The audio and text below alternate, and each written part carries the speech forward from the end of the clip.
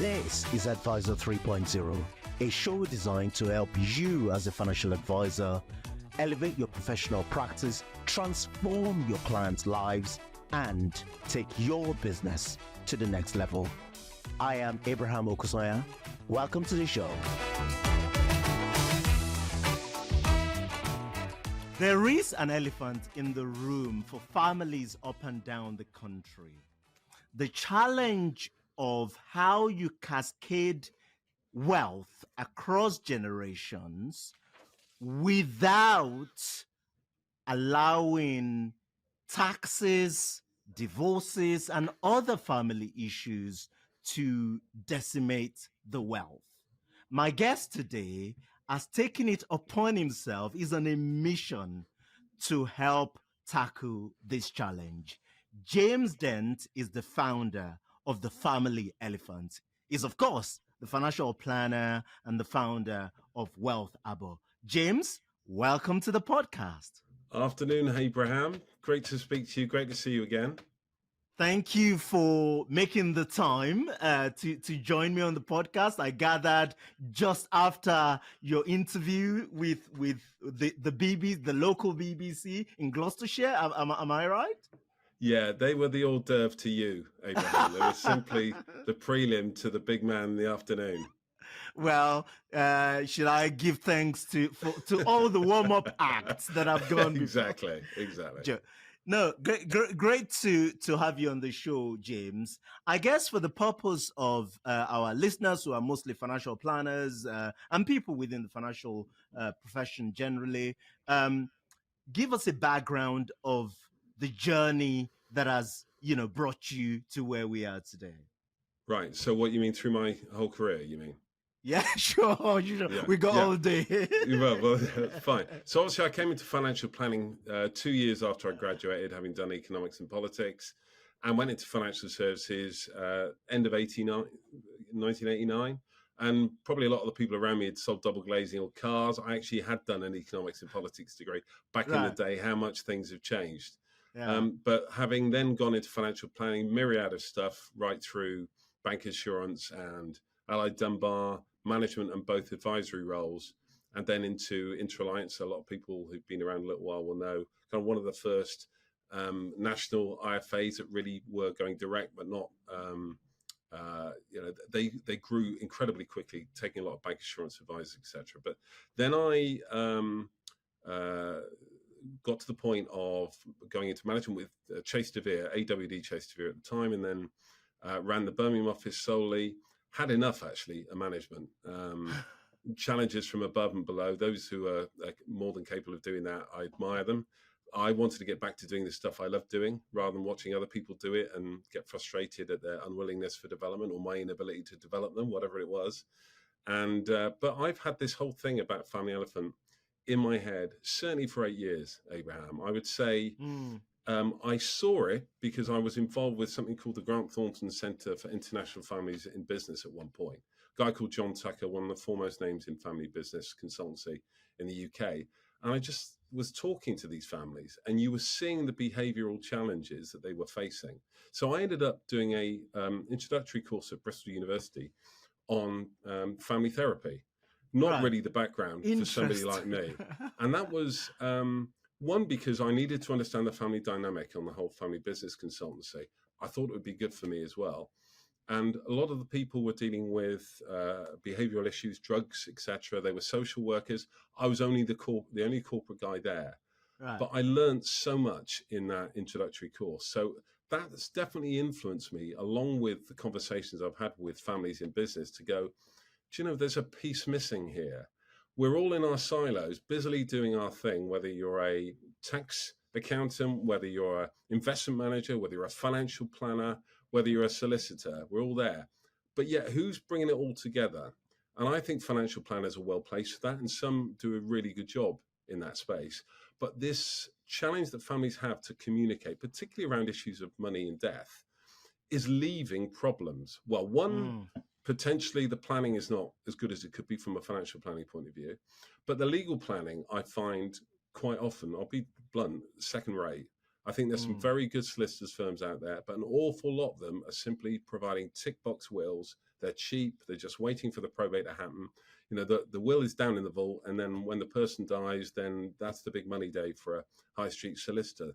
But I knew that there was a lot more in this space, and it is the the family elephant. The name says it exactly as it is. The difficult discussions, if they happen at all, over the lunch table on a Sunday, and it isn't an easy situation. So I've had this in my head for a while. Yes, we've been running 2 years, but I knew that this was a rich opportunity. The challenge is how you do get people to engage in an area they don't feel that equipped for or that comfortable. Incredible stuff. I mean, my wife's a social worker, and she's deep into all this conversation about family therapy, genogram, I think is what it's called, and all Yeah. the connections between families. So I don't think I've drawn the relevance to financial planning, but it's clearly relevance having this conversation. Help us understand the real problem that you're trying to solve with the family elephant project. Right. Well, I would put the context of two different generations. When it comes to what they talk about, what you'll find, and clearly I'm going to speak in generalizations. I don't make Please. apologies for that because Sure. it makes most sense to do it to the most people it applies to. So you've probably got dad who thinks he's going to live forever, who will talk to the cows come home about the fact that his financial advisor chose the best performing European fund last Yeah. year. Those are the kind of conversations, beating benchmark, all that stuff. They like all that. Their other halves, their wives, they will be concerned about some of the family dynamics going on. The fact that middle daughter may struggle to know how to deal with money. It also might be a concern that maybe one of the next generation has married somebody that you're not comfortable with, that wouldn't trust them. As one of my clients said, Denti, I just want to make sure that if one of my daughters marries a wrong un, then actually our family wealth will be as protected as it can be. So it starts at that generation willingness to deal with the reality that though they're not planning to die a week on Tuesday, they do need to do something about and spend some time on not just getting a will done, because we all give a reward. As a financial planner, I was always saying, look, I referred you to, solicitors firm X. Did you get the will done? Get powers of attorney done? Yes. And I would just put a tick in the box. But it's only as I've developed my understanding over time that you've realized just how that's not a sufficient question. The younger generation will be going, well, do you know whether dad's done a will and mum's done a will? So they're caught in a difficult position of wanting to ask the questions, but they're concerned it might actually come across as all they care about is the money they're going to inherit one day. So the older generation had even less communication about money and death with their parents. So they're ill-equipped for this, and they see it as a much more challenging issue than it necessarily is. So I think financial planners are always in a good place because the level of quality of engagement you have is that bit stronger. I think that bit richer. You're not on the clock like the lawyer. It's not a transactional role like the lawyer. And accountants more likely to have some conversations. Then it's just down to the quality of the accountant and whether they have those further questions. But there's a greater relationship there. But I don't think anyone's in better place than estate planning or specialist business that do look at wills, trusts, powers of attorney, as well as bringing two generations together, which we've done a number of times to help understand what mum and dad are either planning to do or have done. So that's the root cause of it. We know that the effect of these things can be major family fallout or poor planning, insufficient planning, technically around tax, like inheritance tax, or through to the fact that, we've had a situation recently where the son and daughter have inherited, but a disproportionate amount because she had financial help to get on the housing ladder, but she's better off than her brother. She's now disputing the will because as far as she's concerned, that was irrelevant. So it should come back to a 50-50. He's going to struggle to go through the legal process. But if there had been a more direct conversation with mum and dad about what their plans were, it may not have negated this situation that could result in them never talking again. But at the very least, it would reduce the chances of her wanting to challenge what their wishes were because she'd have had firsthand an understanding of what their motivations were for trying to rebalance via the will something that her brother didn't get but she got. That's powerful stuff. So we'll come back to, if you like, some of the more practical, shall we say, outcomes. Hmm. Wills, power of attorney, that sort of thing. But talk to me about the proposition. So the proposition here is, let's get the the parent, who may be the client in this Hmm. conversation, in this case, and the next generation into the room to begin the conversation about intergenerational transfers. So we wouldn't start with that. We Right. Okay. focus on the generation with the wealth. So Right. typically, the sandwich generation are saying that we're familiar with. We've got to work with those guys to understand the situation and start to help to educate them on what they've done well. Same as financial planning, isn't it? Similar Mm, planning principle, which is gathering information, understanding their circumstances, but we're obviously asking a lot more about the family dynamics. We build a family tree and we start to help them to understand the challenges that they face because yes, they may have a will in place, but it's a tick box will that mm, gives wealth to each whoever the survivor is in the relationship and then directly onto the next generation. So we start with that and help them over a period of time to see the various facets of when they die, what's the situation they're leaving behind, not just from a tax, financial, but also from a, when they put the key in the door, their mum and dad's house. I've talked about this before when I'm speaking at the Human Zone of Management. Is what's the practical realities as well that these the son, the daughter, who are going to go through a period of grief and loss, are now having to do an awful lot of thinking, quite often because the parents never realized quite what the consequences are for what they have to take on, or just kept kicking the can down the road, which is mm. a pretty familiar situation. And there's always something more important to deal with. And you have a financial planning business.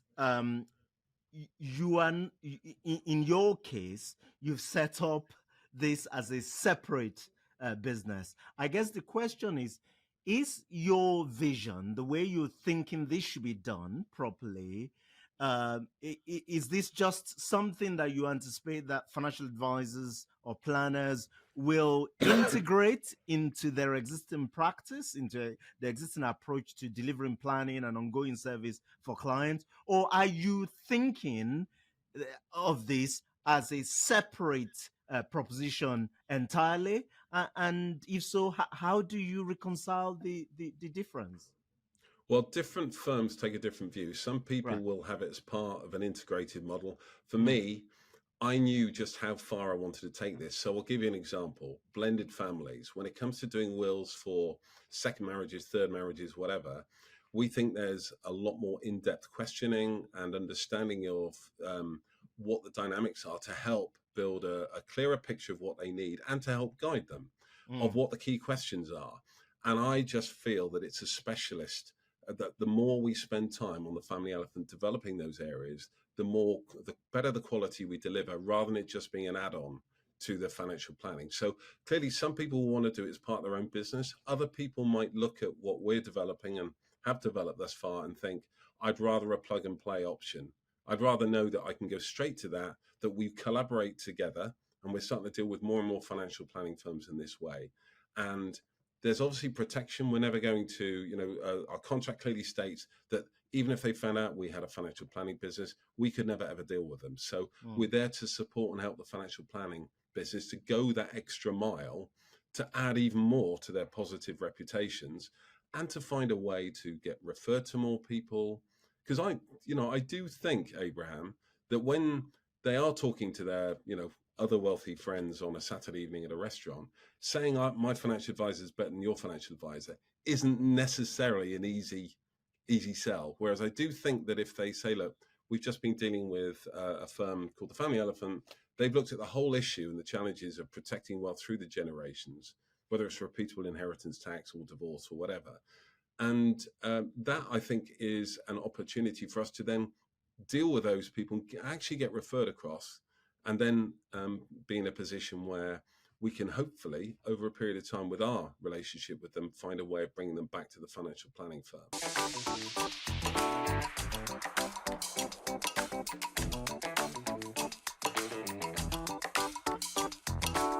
Let's talk a little bit more about that plug and play process. Yeah. You've developed this proposition, and the financial planning firm, obviously in their they've developed a plan for the clients. They're having conversations with the client. Of course, there is pensions, taxes, investments, all of those things going on in support of the plan. So what you envisage is that, or what you're seeing is that, as the advisor, there's a level of conversation that that a good advisor can have with clients about what they anticipate happens to their wealth after them, about that and all that stuff. But you think that at a point, rather than saying the doing the approach that led you here, which is like, here's a law firm over there, Yeah. here's a will Yeah. writer over there. Yeah. You emphasize that the plug and play proposition is to say, hey, I know a good specialist. They're called the family elephant. Yeah. We're going to refer you to them Mm-hmm. to get deeper in this conversation, and maybe to formulate some sort of strategy for you. Yeah, yeah, absolutely. So I think it's clearly we feel that we are offering is going to have a greater impact both on the clients themselves and the overall financial planning business. I would say a lot of the high street solicitors I've dealt with are still operating than they were 30 years ago. Well, how many Mm, areas of the professional life would you say is still done in a very, very similar way to 30 years ago? The world has moved on so much. So we work as closely as the individual financial planner wants us to work. So we'll have them in on meetings. So rather than right. me, hold on, it's 2 months gone by. I've not even heard back from the solicitor, whether they've even spoken to the client. Or the client's contacted me saying, I haven't heard back. We signed this documentation in a meeting, etc. I've not heard back in it. We're not getting a response to our phone calls. You're thinking, oh, hold on, it's my client that I've referred across to this solicitor or this will writer. So we want to add to them, build on that good relationship, and because nobody understands at that point in time the individual's concerned as much as a financial planner, in my mind, most frequently. So we will have them in on the calls, in on meetings, whatever they want. Sometimes they might want to be a bit more arm's length, but that first meeting is key, where we are going through the family tree, understanding the simple headlines, the wealth, the financial circumstances of the clients themselves, and start to engage them in some of the concepts like parallel wealth, which I can explain at some point as well. Okay, I have no idea of what parallel wealth is, so we'll come back to that. Um, but now, so then, talk to me about what the client gets in the Yep. proposition and how that's priced. If you see what I mean. Yep. So yeah, please. So clearly this is an element of transactional at the start. Yeah. When we understand what their existing will says, Mm-hmm. we then compare that to the family tree and what the circumstances are, and what the family, based on clearly a series of questions, what they would want in terms of the way that the family wealth is passed through the generations. Because some people it might be relevant to have a simple will, but I would say 80% plus of the financial planning business, those clients in there, many of whom I was the one who referred across to a firm of solicitors, ended up becoming the family elephant client. Right. Well, that tells a story in itself. And has only become a family elephant client because there was a gap between the actual will themselves and what, once they've been educated, they wanted to utilize. So we have a list of options, effectively a menu option, and then depending on the circumstances and what they feel they need, then the cost will come out. And we always charge including VAT, because I always hate it when you get these blooming figures and suddenly you chat 20% on top. It's a pet hate of mine. So you just want to be as transparent, as clear as possible, and deal with people understanding much more what it's like to be that sat in their seat. And I think sometimes that may be where some professionals have really not got a handle on that. But I do think the growing minority of financial planners, the behavioral side of things, driven by the likes of yourself, Abraham, and a whole host of other people that help to inspire the rest of us and help with our thinking as well as the way we communicate. And it's just bringing it across into the whole issue of money and death, but to very much fit alongside. So they get to that point. We then end up having had that first meeting, sending an email, summarizing what we've discussed, the usual stuff, and then explaining to them a breakdown of what we're recommending to them, why, reinforcing the parallel wealth. And the reason why I say parallel wealth, because we've trademarked this, is because we don't want wealth going direct to people, whether it's between within the marriage and then onto the kids. So the idea of having something that travels on a journey in parallel to the generations of the family. It is using trusts, and there's some people out there who are not a big fan of trusts. I think born often a poor experience and expensive options. None of this is rocket science, and it's just a case of how you convey this. So you're answering that problem. They then know what they need to pay for. They then make the payment, and then we handhold them through each of the stage of the draft of the will through to the sign off of the will, the powers of attorney, etc., which we deliver as well. So all of that, and we're using an external legal team to deliver on that. So what the proposition is obviously that conversation, creating the family tree and a high level of understanding of the assets. Then you are talking about will, making sure that that's solid. Mm-hmm. You're talking about, power of attorney, again, making sure that that's in place and that's done properly.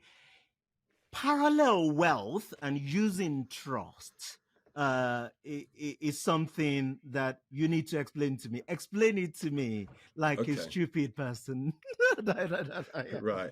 Like a simple person, like a simpleton. Well, isn't that the way we should always be explaining things to people? I think I have a simple view on things, and I think that's probably a strength of many financial planners, is putting things that seem complex and getting the concepts across. So the idea is you're not giving direct ownership, which is the most simple option. Why? Why not? Why? Because if you're giving money straight into the bank on your death, right, your 100,000, 1 million that your son gets, your daughter gets, goes direct in their bank account after they've gone through probate. They then make every decision possible. They're in control. It's logical, etc. So that's what we're railing against, is saying, look, we understand that it can be done simpler, but let's look at the challenges of life that people face. Let's see what impact that has, and whether the use of trust, and we draw it in parallel. So the family tree we show through the generations with the names of each individual. We show a red line between each generation, which is the 40% inheritance tax. And then what we do is parallel wealth, show how a pension pot avoiding inheritance tax will avoid inheritance tax. But from our point of view, but there's a whole heap of other opportunities, particularly family trust. So instead of the wealth going direct to the next generation, it's going via a family trust. Okay, that way they are the beneficiaries. They may even be the trustees, and they're able to access that. But they're doing it on an interest-free loan basis, so they get the use of it. But if things aren't going right, things go awry, whether it's divorce or their spouse surviving them and changing their mind about where that wealth goes, or creditors, far more likely these days for the generations coming through to have their own business, maybe on their grandparents' generation. You can have a bad life choices. So these are all the challenges in life, Abraham, that we have to talk to people about. And we say, well, drugs and gambling seems to be, we've gotten a few cases more recently. One where one of our clients' daughter married, 18 months later, she suddenly found that her new husband had a major gambling addiction. It's not like the old days where you had to go into a smoky retail shop, and that's your only way to do kind of any gambling in the main. No, you can have on your phone with your mates on a Sunday afternoon watching the football, who's going to get the next yellow card. Now, before you know it, these kind of addictions can grow. And there's no controls in place. If that £1 million has gone straight into your son's account or straight into a grandchildren's account, etc. So it's this idea that there is some kind of safeguard of making sure that because the wealth isn't directly owned, 50% of it can't, beyond your lifetime, can't sail off to the son-in-law you never trusted. So it's using that idea of passing through the generations, never going through that red line of 40% inheritance tax again, because the amount of people we speak to who and financial planners deal with, that actually, if you looked at the wealth of the next generation down, some of them may already have an inheritance tax problem. So why load post any inheritance tax you're due, and then give the HMRC another bite at the cherry the next time the next generation shuffle off this mortal coil? So it's these kind of ideas that people understand that you put it in a simple way, they understand that. And bloodline protection is a big issue for an awful lot of people. It's really, really fascinating. When I know you led with inheritance tax, the simple maths in my head, I've seen the stats somewhere, I can't remember, it might be wrong, that probably like 5% of families, of estates, pay inheritance tax. So my immediate reaction is to say, well, this is for the top 5% of wealth in the country. But then as you started to talk about actually the impact of what I'm going to term, people will shoot me for this, family vices or personal vices,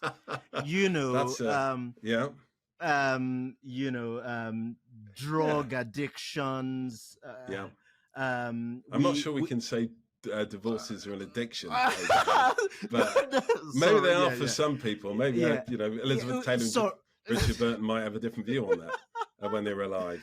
And I don't mean to be derogatory about this. These are morbid subjects, like drug addiction, gambling. So I guess what I'm trying to say is actually, yes, the obvious entry point to this, because I'm financially minded, like many people, is taxation, but actually goes way beyond that. And this is something that is impactful, not just for the well-off, but for many, many, many people.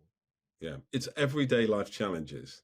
It's through your lifetime, there will be crossroads, there will be bumps in the road. This is what happens, and this is partly where financial planning, back in the day, my Dunbar days, we were selling an awful lot of protection. What if you did break your back in a car accident? What if you died? What's the situation you're leaving your family in? So you're starting from, you've got those elements. It's the same thing, but it's saying, look, this money, we know you've already paid a lot of income tax, national insurance, VAT. It may have been that you received money post inheritance tax from your parents. And I know that, it's about a 4% figure that's been quoted now about inheritance tax. But you're right, that it isn't just about inheritance tax. Although I do think we as a profession can be even better in terms of our planning around that. Because that loss of everything that's above the allowances being split, you've got clients with money in ISAs. And what's the growth split? It's 60-40. 60% of the family, 40% to HMRC. So carry on with your ISA and your CGT and income tax mitigation during your lifetime. But the taxman's sitting there saying, I'm glad markets are doing well. There's another 40% increase above the allowances that we're going to be getting. And you've got 2 kids. That's from 40, 30, 30. You get 3 kids. It's 40 and 20% each. That we know that's upsetting, but you're right. It's definitely the human dynamic, the reality of life, and the fact that nobody plans to get divorced. It's a big emotional upheaval, but this idea of them also hemorrhaging family wealth because there is no protections in place. So it's this whole thing that, though they're difficult conversations, I notice the generation we deal with start to get more engaged and more confident because they start to realize there is something that can be done about it. mm, Whereas, just getting a will and a pat on the back from us as financial advisors that they've got a tick box will in place, there's an opportunity to move further forward, because if we don't do it, they'll just carry on their merry way. And mm, then those challenges will be faced by the families, and by their surviving spouse, because of course they could always remarry after you die as well. mm.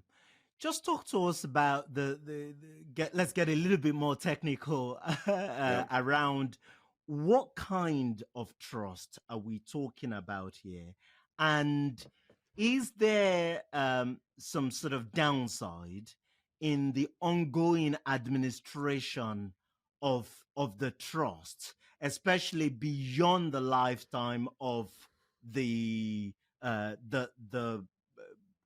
current client, right? Because then the idea is that the wealth is passing on to the next generation. They have to be trustees, or they have to appoint third party trust, and trust themselves, and necessarily tax free. Yeah. At least income or withdrawals from them to start with. So let's unpack that a little bit. Yeah, so it's discretionary trust and life interest trust typically. Right. So you need it to be discretionary anyway. You need the flexibility that there are controls in place and that the right people are making the right decision as trustees. So that's one thing. The life interest could be, I'm married second time, and we've done a lot of planning ourselves, as you'd expect. She has a two next generation. I've got two next generation. Between us, believe it or not, we've got 5 grandkids Mm, already as well. That focuses the mind. I tend to find a mental shift in some people when grandkids come along. You suddenly find that they're suddenly more aware about not just inheritance tax, but the whole thing about protecting wealth, because these precious little things have come into the world and they want to make sure that it survives the next generation. So, I think that went from the understandable concern. Well, how is the technical aspect? Is that going to overcomplicate things? Is it going to create its own problems? Well, look, just bear in mind, we're already talking about things that not just are repeatable 40% tax potentially, but mm, it could also be that whether it's a divorce 50% loss, mm, creditors 100% loss, we're already mm, talking about a high risk issue anyway. So let's get mm, some mm, balance here, some context. mm, Well, we're convinced that with that more questioning mind, that greater level of innovation than I think a lot of the high street lawyers are ever bothering to do, we're saying, right, how can we run trust much simpler? So we have developed and are developing our trustee service. We don't think it needs to be a major cost to people at all. There's some fundamental basics about how to be a trustee. One, in terms of what your responsibilities are, but also around, look, your annual meeting. What should the standard content of that meeting look like? How long do you need? How do you sign off? How do you keep a record of it? Every time you do an interest-free loan, what document do we use? This is starting to strip back, where I think we have an opportunity, a specialist business or whoever, to deliver in a way that says, look, we know that there are some challenges, but we're going to put in place things that help to diminish the potential negative impact of having trust, because that's the excuse. Oh, we won't bother. mm. It's complex. It's expensive. It has been. That doesn't mean that needs to be exactly the same going forward. In fact, it won't do, particularly with the likes of the financial planning community in there, having those more in-depth conversations and challenging people to look back and think, what have they left behind if they don't get themselves properly organized and well planned? And this is not a set and forget service. I assume there's, sort of ongoing collaboration with the planner, of course, Yeah, and their clients. yeah, absolutely. The thing that I remember, head of a private client department not far from where I live in Cheltenham, and she found it laughable. And in a kind of jealous way, what you mean you start the year on Jan 1st already knowing you have a certain amount of ongoing revenue? I Yeah, start having had a great year the year before on yeah, 0 Jan yeah. 1st. So look, the ongoing relationship and the focus of adding value in a financial planning way translates to this. We think the transactional notion is madness, and we don't think it takes a lot to engage with people just to say anything changed. It's obviously an opportunity for us to get more recommendations to other people, but it means that the effort that goes in, it's just a drip effect of making sure that they're on top of things. So we work with them, Abraham, on a side letter. None of it is, again, no rocket science. It's just understanding that if there was only one area of priority for that family trust wealth to go through the generations, what one area would they choose and why have they chosen it? Is it getting on the housing ladder in their 20s instead of on average 38? Is it education? What is it? And look, some of them will say, look, it's completely down to them. I want no restriction, but there's a spectrum of views on that. And then you update and say, look, anything changed on that? Reminding them what they said, because they forget sometimes what that conversation was.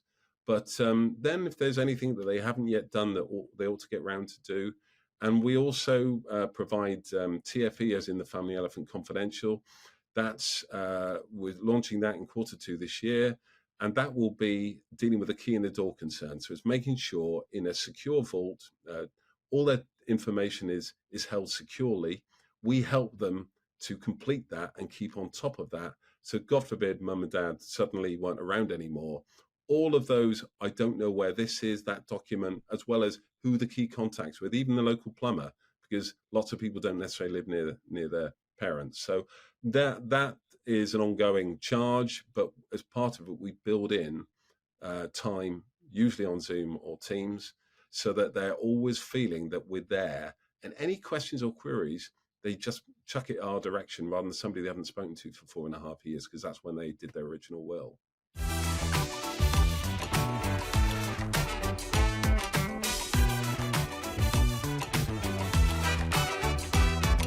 One question I meant to ask you when we were talking about the idea of parallel wealth and, trusts is the way this works in practice is that I can get the immediate attraction or attractiveness for doing that with liquid wealth that maybe not clearly not in ISAs and GIA, sorry, ISAs and pensions, right?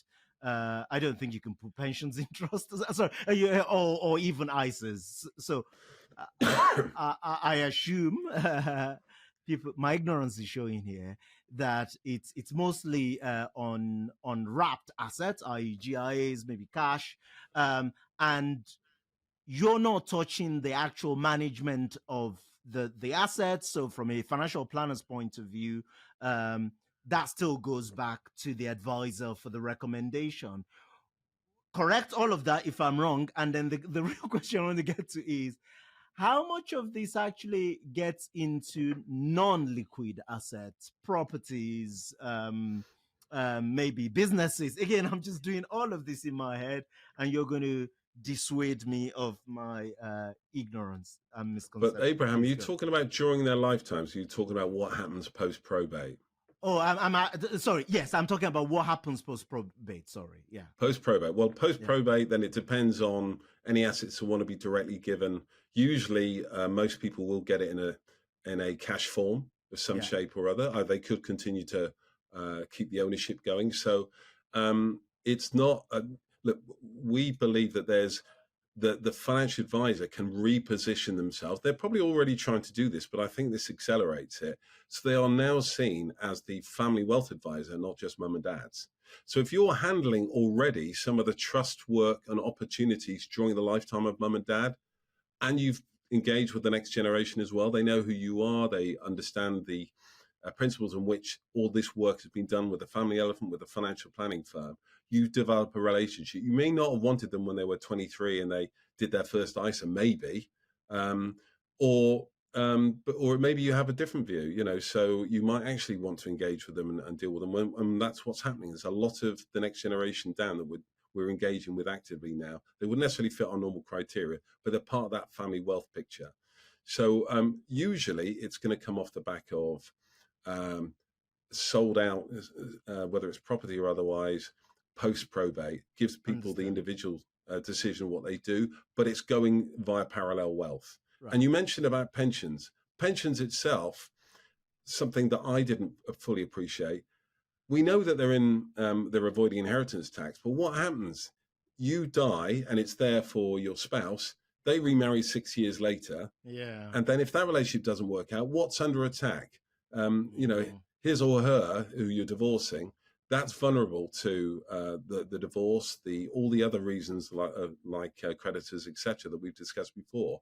And if people are accessing the money too often, we're noticing the pension funds are then being used, and where does it land? In somebody's estate. Whereas if you can get the discretionary trust for the pension to land in, particularly up until prior to somebody's 75th birthday, then it can be done on the loan arrangement like the rest of the wealth we're Right. talking about.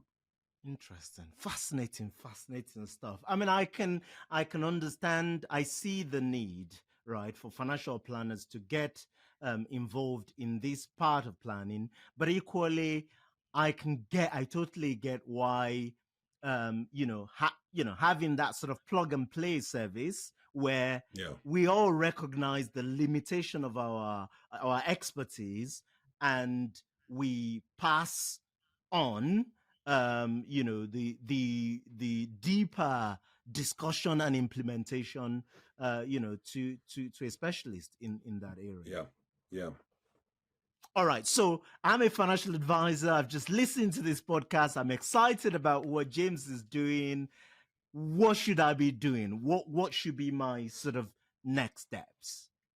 Yeah, well, I'd recommend just having a conversation with me on Zoom, Teams, whatever, or meeting face to face, up to you. But we're at the familyelephant.co.uk. We're on Twitter at the Fam Elephant, and the reason why we're the Fam Elephant rather than Family Elephant is there's some in Midwest America some band called the Family Elephant, so it is on Twitter at the Fam Elephant. You'll find us on Instagram as well at the Family Elephant, the full blown thing. But yeah, make contact and let's just talk about your business and the way we could potentially develop things to increase the amount of funds under management, ongoing revenue, initial revenue. But we will, if you want us to, maybe give you some further ideas that that we know about in this whole estate planning piece to get much more of that wealth into the parallel wealth, because it's going to help you and the value of your business and the longevity of your relationships with that wealth, rather than worrying about, well, once our clients go, we have no control, or we fear that it may no longer be anywhere near us as a financial planning firm. So yeah, that's the best ways to contact us, Abraham. Wonderful stuff. James Dent, thank you very much for your time. Thank you for your wisdom and for the incredible work that you're doing for the profession. Really thoroughly enjoyed our conversation. Thank you. Likewise. Thanks, Abraham. Take care. Bye.